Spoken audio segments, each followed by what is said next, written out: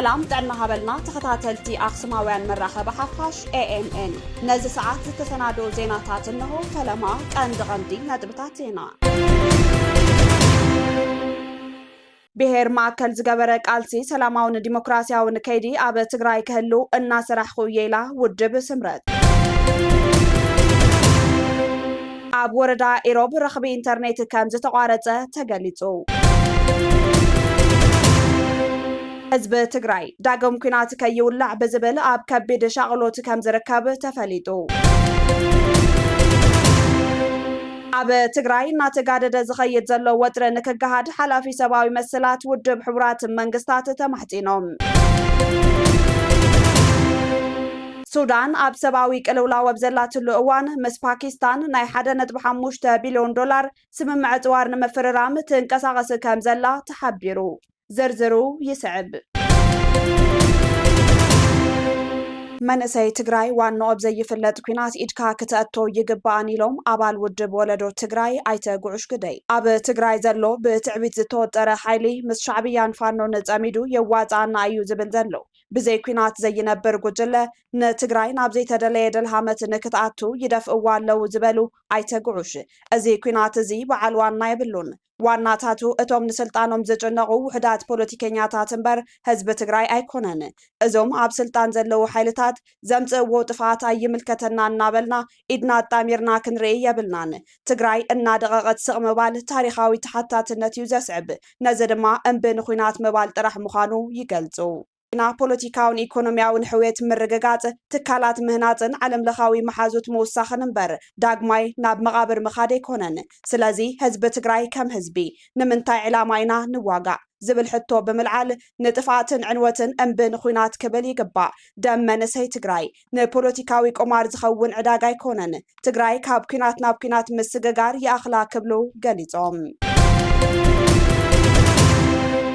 ብሄር ማዕከል ዝገበረ ቃልሲ ሰላማውን ዲሞክራሲያውን ከይዲ ኣብ ትግራይ ክህልው እናሰራሕኹ እየላ ውድብ ስምረት ውድብ ዲሞክራሲያዊ ስምረት ትግራይ ኣብ ህዝቢ ትግራይ ኣጋጢሙ ዘሎ ዘተሓላለኸ ፀገም ዝፍታሕ ብሰላማውን ዲሞክራሲያውን ንኩሉ ደቂ ብሄር ማዕከል ዝገበረ ቃልስን ልዝብን ከም ዝኾነ ብጽኑዕ ይኣምን ክትብል ገሊጻ ነዚ ንምትግባር እውን ውድብ ስምረት ኣብ ሰላማዊ ፖለቲካዊ ቃልሲ ትርከብ ዝበለ እቲ መግለጺ ኩሎም ወገናት ካብ ሓርፋፍ ፖለቲካዊ ጎስጓስ ተቆጢቦም ንህዝቢ ትግራይ ናብ ንቡር ናብርኡ ዝምለሰሉ ርግኣት ዝሰፍነሉ ሰላም ዝሰብኩን ዳግመ ህንፀትን ሕዌትን ኣብ ዘሰላሰሉ ጎስጓሳት ክዓስሉን ጥጡሕ ባይታ ክፈጥሩን ክብል ኣተሓሳሲቡ ውድብ ስምረት ኣብ ዘውፅአቶ መግለጺ ኣብ ወረዳ ኢሮብ ረኽቢ ኢንተርኔት ከም ዝተቋረፀ ተገሊጹ ወሃብቲ ርእይቶ ንኣክሱማውያን መራኸቢ ሓፋሽ ከም ዝገለጽዎ ብሰንኪ ምቁራጽ ኔትወርክ ረኽብታት ማሕበረሰብ ምቁራጾም ኣረዲኦም ኣብ ወረዳ ኢሮብ ካብ ወራሪ ሓይሊ ሻዕብያ ነፃ ኣብ ዝኾናን ብጊዜያዊ መንግስቲ ኣብ ዘመሓደራን ጣብያታት ብክፋል ክሰርሕ ዝጸንሐ ናይ ቴሌኮም ኣገልግሎት ኔትወርክ ን4 መዓልታት ሙሉእ ብሙሉእ ተቋሪጹ ይርከብ እዚ ተኣፋፊ ጂኦግራፊያዊ ኣቀማምጣ ዘለዎ ከባቢ ብሰንኪ ምቁራጽ ኔትወርክ ህዝቢ ካብ ሓበሬታ ዓለም ተነፂሉ ኣብ ከቢድ ስጋት ንጸገምን ይርከብ ኢሎም ብፍላይ ንህጹጽ ናይ ጥዕናን ካልኦት ማሕበራዊ ጸገማትን ሓገዝ ንምሕታት ዓብዪ እንቅፋት ኮይኑሎ ብምባል ኢትዮ ቴሌኮም መቐለ ዲስትሪክት ነዚ ህዝቢ ወረዳ ኢሮብ ወዲቕዎ ዘሎ ናይ መራኸቢ ጸገም ተረዲኹም ብህጹጽ ቴክኒካዊ መፍትሒ ክትገብሩሉን እቲ ኣገልግሎት ናብ ንቡር ክምለስን ሓቲቶም ህዝቢ ትግራይ ዳግም ኩናት ከይውላዕ በዝብል ኣብ ከቢድ ሻቅሎት ከም ዝርከብ ተፈሊጡ ኣብ ልዕሊኡ ቅድሚ 5 ዓመታት ብዘይ ሓሰቦን ዘይስተንተኖን መንገዲ ቅሉዕ ኩናት ተኣውጅሉ ህዝቢ ትግራይ ንምጥፋእ ልፍንታውያን ሓይልታት ኣብ መበል 21 ክፍለ ዘመን ኣይኮነንዶ ኣብ ልዕሊ ደቂ ሰባት ኣብ እንስሳ እኳ ክትፍጽሞ ዘይትኽእል ከቢድ ግፍዕን በደልን ኣብፂሖም እዮም ህዝቢ ትግራይ ካብ ገጸ ምድሪ ንምጥፋእ ንዝተለዓሉ ናይ ጥፋት ሓይልታት መኪቱ ብጀግንነቱ ህልውንኡ ዘረጋገፀ ህዝቢ ምዃኑ ዓለም ዝርእዮ ሓቂ እዩ ክብሉ ንኣክሱማውያን መራኸቢ ሓፋሽ ርእይቶኦም ዝሃቡ ወገናት ጥንካረን ሓድነትን ህዝቢ ትግራይ የረድኡ እዞም ወሃብቲ ርእይቶ ስለ ጅግንነት ህዝቢ ትግራይ እንትገልጹ ትርጉም ሰላም ልዕሊ ማንም ዝርድኦ ለባም ህዝቢ መኽበሪ ካልኦት ህዝብታት ምዃኑ ይገልጹ እዚ ናይ ኢዱ ዘይረኸበ ህዝቢ ግን ዝሓለፎም ከበድቲ ዓመታት ከይኣኽሎ ሕዚ እውን ናብ ኩናት ከምርሕ ይግደደሎ ይብሉ ብዝንዛሕ ዘሎ ወረ ኩናትን ኣብ ዝሓለፈ ሰሙናት ብዝተጀመረ ኩናትን ስዒቡ ህዝቢ ትግራይ ኣብ ከቢድ ሻቅሎት ከም ዝርከብን ዳግም ናብ ኩናት ከይእቶን ኣብ ስጋት ይርከብ ኢሎም ኣብ መወዳእታ እቶም ወሃብቲ ርእይቶ ወገናት ከም ዝበልዎ ኩሎም ዝምልከቶም ኣካላት ካብ ዝሓለፈ ብምምሃር ሕዚ እውን ፀገማቶም ኣብ ዙርያ ጠረጴዛ ክፍትሑ ይግባእ ክብሉ መልእኽቶም ኣመሓላሊፎም ብናይ ሓረስቶት ወረዳ ራያ ጨርጨር ወዳበ ካብ ዝተኳዓተ 4 ዓመቕቲ ጎዳጉዲ መስኖ ማይ ናብ ልምዓት ንምእታው ፓምፕ ተኸላን ፅገናን ንምግባር ሳይት ርክክብ ተሳሊጡ ሮማይን ኢነርጅን ትግራይ ብልዕሊ 41 ሚልዮን ብር ብናይ ፕሮግራም ምጥንኻር ስርዓተ መግቢ FSRP በጀት ኣብ ወረዳ ራያ ጨርጨር ጣብያ ሓደ ኣልጋን ኢራባን ዝርከባ 4 ማሕበራት 185 ሄክታር ከልምዕ ዘኽእልን ን410 መራሕቲ ስድራ ብመስኖ ማይ ተጠቃሚ ዝገብር ፓምፕ ኣቕርቦትን ተኸላን ፅገናን ንምፍፃም መስሊሊ ጥላሁን መምፅን ላኸን ዝተባሃለ ትካል ውዕል ከቲሙ ፓምፕ ተኸላን ፅገናን ንምጅማር ምርኽኻብ ሳይት ተኻይዱሎ 4 ለካቲት 2018 ዓ.ም ምርኽኻብ ኮሚቴ ቢሮ ማይን ኢነርጅን ተወከልቲ FSRP ፕሮግራም ወረዳን ጣብያን ኣመራርሓ ተጠቀምቲ ማሕበረሰብ ኣብ ዝተረኸብሉ ነቲ ፕሮጀክት ንምስራሕ ውዕሊ ምስ ዝኣሰረ ሊሊ ጥላሁን ኣምፃን ላኸን ዝተባሃለ ትካል ርክክብ ሳይት ተፈፂሙ ኣብ ቢሮ ማይን ኢነርጅን ትግራይ መተሓባበሪ ፕሮግራም ምጥንኻር ስርዓተ መግቢ FSRP ዝኾኑ ኢንጂነር ብርሃኑ ደስታ ኣብቲ ስነ ስርዓት ርክክብ ተረኺቦም ከም ዝበልዎ እዚ ፕሮጀክት ቢሮ ማይን ኢነርጅን ትግራይ ብናይ ፕሮግራም ምጥንኻር ስርዓተ መግቢ በጀት ፓምፕ ዕድጊት ብምፍፃም ተኸላን ፅገናን ከምውን ንእንስሳ መስተ ማይን ባስካን ናብ ገዛኢ መሬት መስመር ከዘርጋሕን ጨረታ ዘሰዓረ ትካል ኣብ ቁሸት ደላቴ ሓደ ኣልጋ ታሕታይ ዓዲ መጋልን ኢርባ ዓዲ መኾን ዝርከቡ ብማሕበር ዝተወደቡ ገበራት ራያ ጨርጨር ቀድም ኢሎም ብናይ ባዕሎም ወፃኢ ዓሚቕ ጉድጓድ ኩዒቶም ናብ ልምዓት ዘይኣተዩ ዝነበሩ ኮይኖም ብመስኖ ልምዓት ዓርሰ ምርኮሳ ንምጥንኻር ተባሂሉ ንገባራት ዝግበር ዘሎ ደገፍ እዩ ክብሉ ገሊፆም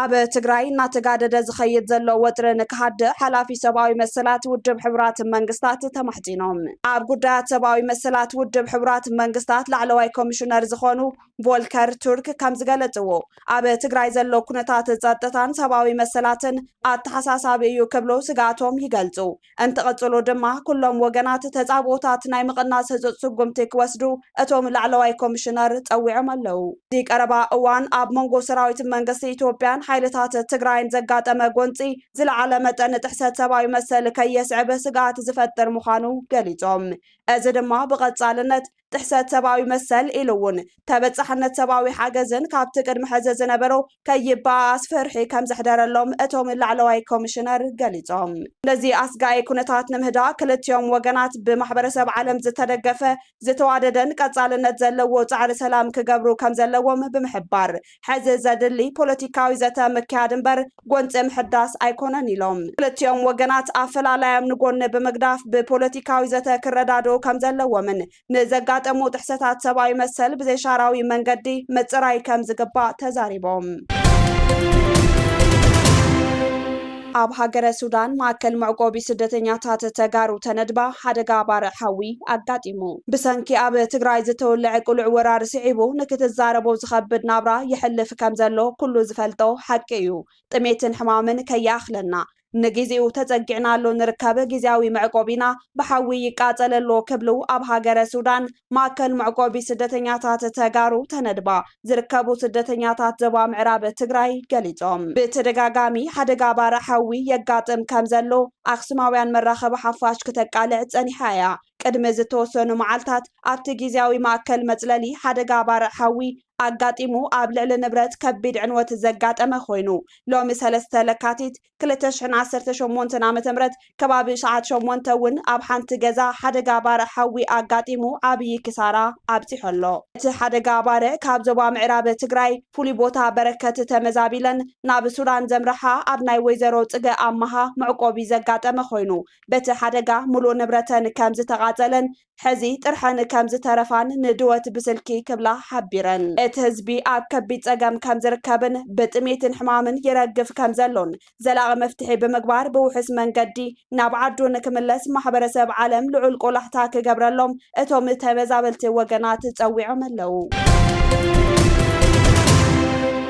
ኢትዮጵያ ኣብ ተርታ ብግዕዝና ዝፍለጣ ሃገራት ዓለም ኮይና ኢሉ ትራንስፓረንሲ ኢንተርናሽናል ዝተባሃለ ትካል ትራንስፓረንሲ ኢንተርናሽናል ዓመታዊ ኣብ ዘካይዶ መዕቀኒ ኣረዳዳ ግዕዝና CPI ካብ 182 ሃገራት ኢትዮጵያ ብግዕዝና ኣብ መበል 96 ደረጃ ሒዛላ ኢሉ ካብ ዝሓለፈ ዓመት ብሓደ ደረጃ ዝተመሓየሸት መጠን ግዕዝና ኢትዮጵያ ካብ 138 ነጥቢ ዝበለ ትራንስፓረንሲ ኢንተርናሽናል ከም ባንክ ዓለም ዝኣመሰሉ ትካላትን ተመራመርትን ብዛዕባ ብልሹና መንግስቲ ኣብ ዝገምገምሉ እዚ ተባሂሉ ዘሎ ሃገራት ካብ 0 ክሳብ 100 ነጥቢ ይወሃበን እቲ ዝወሓደ ነጥቢ ዝወሓደ ብልሹና ዘለዎ ክኸውን ከሎ እቲ ዝለዓለ ድማ ዝበዝሐ ብልሹና ከም ዘለዎ ዘመላኽት እዩ ኣብ መላእ ዓለም ብልሹና ናገደደ ይኸይድ ከም ዘሎ ዘስተባሃለ ትካል ትራንስፓረንሲ ኢንተርናሽናል ምዕራባውያን ዲሞክራሲያውያን ሃገራት እውን ተመሳሳለ ጸገም የጋጥመን ከም ዘሎ ገሊጹ በዚ መሰረት ኢትዮጵያ